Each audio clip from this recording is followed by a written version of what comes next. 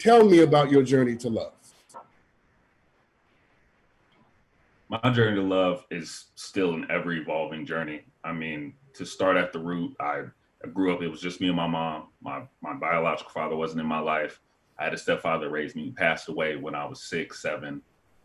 So it was just me and my mom's. We moved away, moved to Dallas, Texas with her sister. So I had a little family, but it was a lot of time with myself. And I think that's when you're young, you know, they teach you ABCs 1, 2, 3s, but they don't teach you really about self-love. They don't teach you about self-talk, about caring for yourself. And I had a lot of alone time where dark voices crept into my head where, you know, I didn't have as much money as the other kids. Being in Texas, you know, well, the last state to really free slaves and having the racism and having all these things. You know, I was a bigger kid, so I played football, I played sports, and then thinking that gave me some type of value or some type of equality, putting my value into things that I could do, into being the smart kid, into being the athlete, into being all these things, and building up a strong misperception of myself.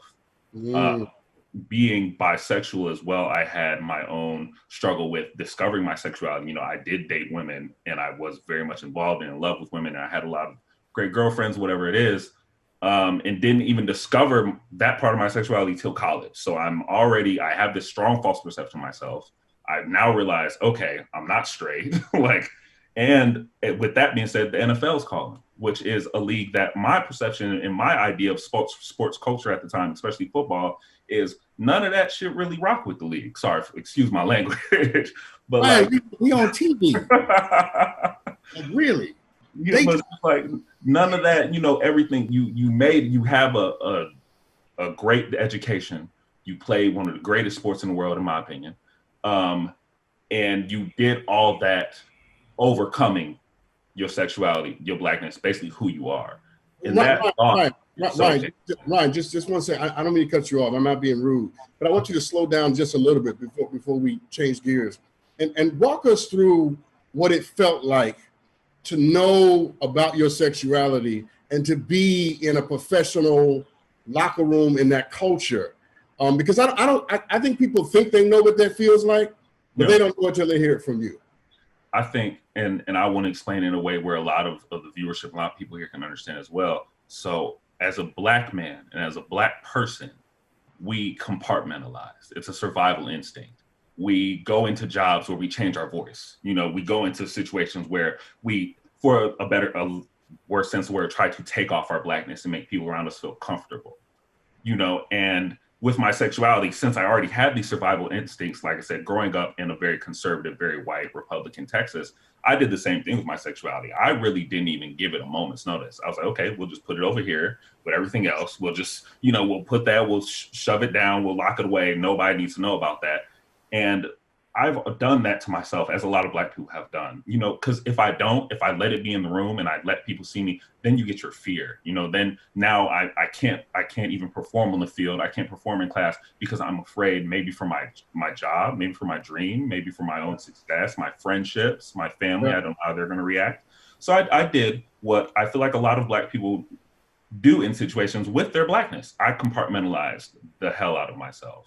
So tell me about the moment when you finally emerged out of that conflict with the kind of boldness that you have right now. When was the moment when you decided to embrace in fullness all of what you represented and who you were? You know, I link it to two things that were very hard for me in my life. One would be tearing my shoulder. I was playing Thursday night football against New England Patriots. I was going out with the running back, covering him, trying to deflect the pass from Tom Brady. So, of course, it was like a perfect pass.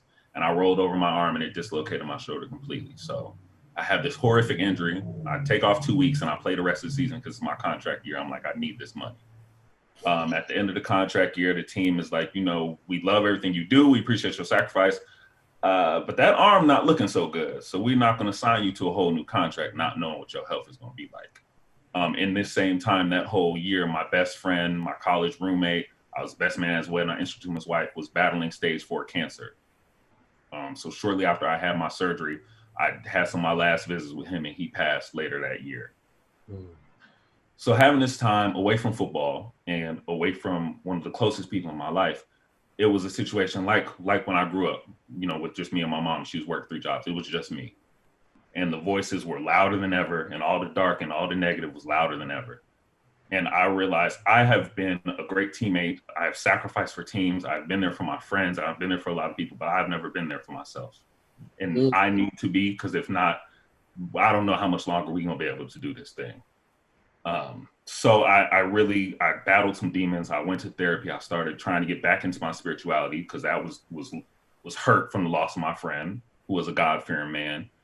And I moved to LA. I started doing things that I loved outside of sports, outside of what I thought people would see value in, outside of what I thought people would attract people to me, or fame or success or whatever it was. And I started filling myself up, and I got to a point where I love myself so much. And I knew that I was still not having that breakthrough. I still wasn't as happy in these happy moments. And I was like, it's because you're not allowing yourself to be who you are. You're not loving yourself. You're not really the same situation we have right here. You can't say you love your brothers and sisters and then not want them to share that same happiness, that same equality, that same right. Right. You know, it's amazing, Ryan.